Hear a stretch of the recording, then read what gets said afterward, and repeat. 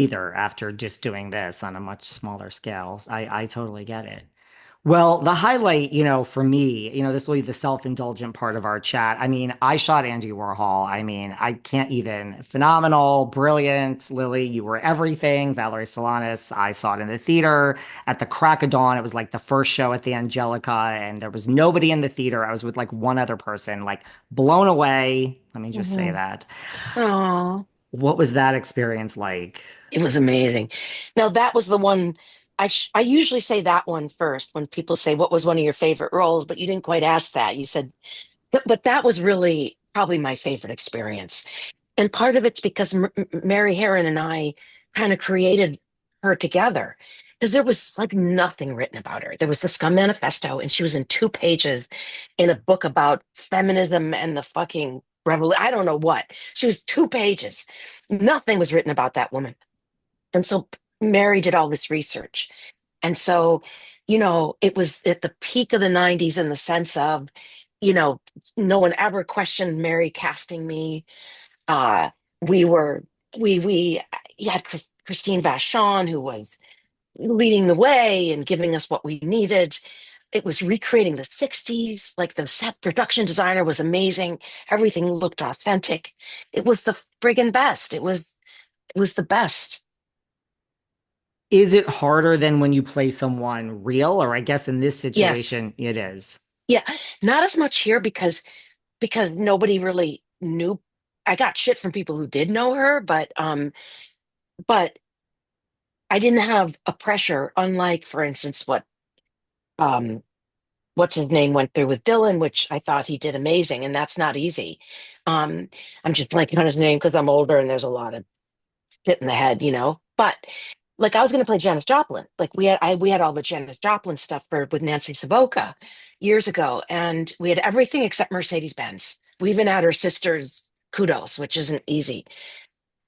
But honestly, I was concerned because that's a lot different. That's a lot different. And I really didn't want to do it unless I really feel the best way is for the actor to to get to the essence, to not work because I'm not interested in seeing an impersonation.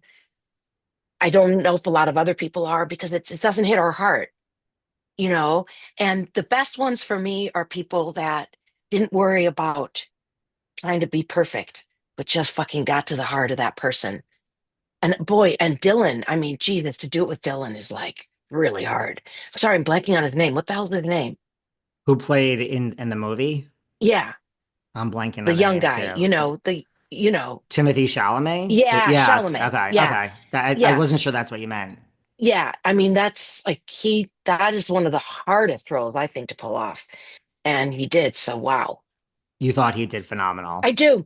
I do because I think I've actually sung Dylan because I'm in a little band with a friend and sometimes we do Dylan things and even singing him is like I don't even understand what he's doing.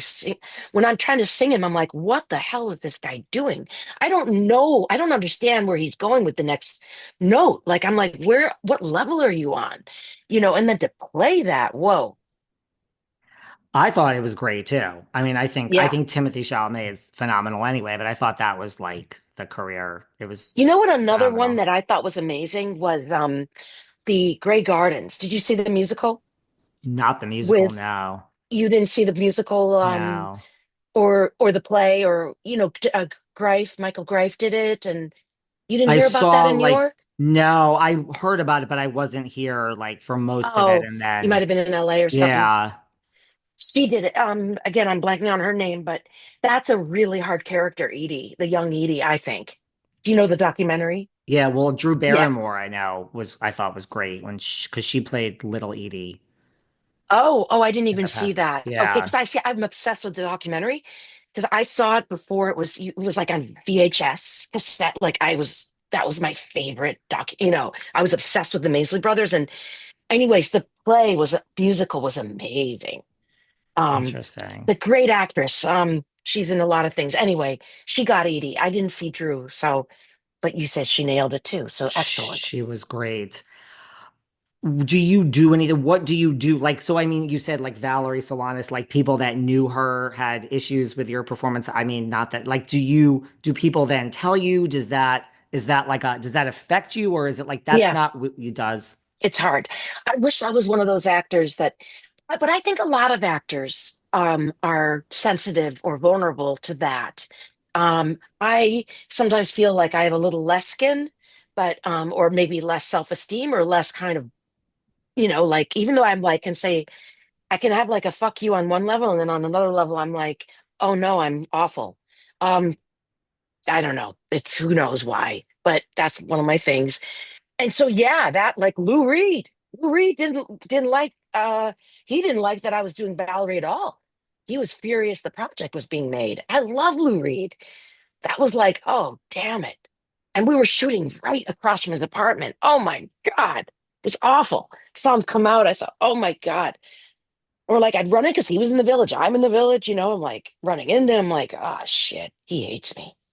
Oh well. I love him. It's okay. Some people I love have not liked me over the years too. You're just like, I still love you. I'm a Yeah, fan. right. Sorry, it's not going to change how I feel about you. Right. Did you ever, I mean, I know that he passed away like right up, but did you ever, right when your career was starting, did you ever meet Andy Warhol like from back in the No, day? no. And I got here in the late 80s. So That's he was still around, but no, I didn't. that's what I thought. I figured you were in New York around that time, and I'm like, it's possible, Yeah, Studio 54. totally. And Totally. what was the experience of working on 6 Feet Under like? That's such a beloved show by so many. They talked about a reboot a few years ago. I know your character passed away, but what was that Yeah. experience I didn't like? even know they talked about a reboot. That was amazing. And that was back when I remember, I went out with Mike and Imperioli and then when we broke up and then I heard Mike was doing this TV show. And back then it was like, ah, poor Mike. He's doing TV. Well, that was when HBO understood this is HBO. It's not TV, it's HBO. I mean, what a brilliant tagline, right? I mean, that's when TV changed. And so 6 Feet Under was the second show, really, after Sopranos. Like, so it was like, first of all, it was weird doing TV. And like, it was like, wow, TV can be good. Um, and so it felt like doing like a one act play with really good writers, really good directors, and really good actors. All of them, most of them are theater actors. So it was fantastic. Did you have that, oh gosh, is this good for my career? Like, did any of your agents or managers or people say, like, what are you doing, Lily? You can't do TV? Because it was a different time. By then, they knew they were getting that it was good. Except I remember that I was doing a play, and Callista Flockhart was in the play, and she had to leave to go do Ally McBeal, and we were all like, before the actor has to leave a play, they have to like show the understudy. It takes like 2 weeks. But so like Callista was still doing the play, and during the day she was showing the understudy, but we would go out for like drinks after the play. And all of us were giving her shit. Like we were like doing like funny, like Allie McBeal, like we were fucking with her basically. And she's like, stop. She's like, this is gonna be good. And that was sort of the beginning of like TV, like not ruining your reputation, but actually like making you a star. So by 6 Feet Under, agents were starting to realize, oh, maybe this TV could actually be a good thing. So no, they weren't giving me shit. Okay, They were that's like, do good. it. They were like, do it. Do it. It's Because a I didn't regular want to do job. TV because I'm like, I live in New York. This is LA. I don't want to go. They were like, go. Yes, I get that. Well, I also was a huge fan of American Crime. Do there's subject, you've done a lot of things where the subject matter is so heavy, but the subject matter was very heavy in that your Yeah. scenes with Felicity Huffman were phenomenal. Are you the type of actress that when you do something like that, and it's like a long shoot or like a series, where do you carry that like off air with you, or are you able to just show up, do the work, and then go home at night and, come back and be the character, or does it kind of cloud you during the whole shoot? Because it's just such heavy material. I mean, you've done a lot of stuff that's heavy material.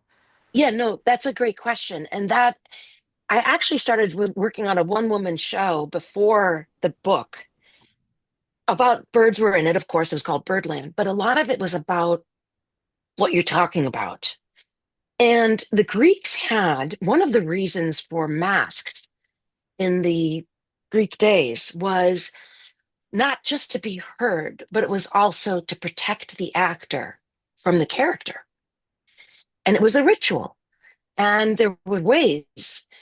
The Greeks knew it was a big deal to kind of go into another psyche. And how do you come out, you know? Now the theater has more rituals than movies and film, excuse me, than movies and TV.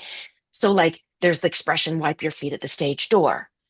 But they don't have one wipe your feet when you leave, right? So it's like as you wipe your feet at the stage door, you leave your life on the outside, you go and you do your character.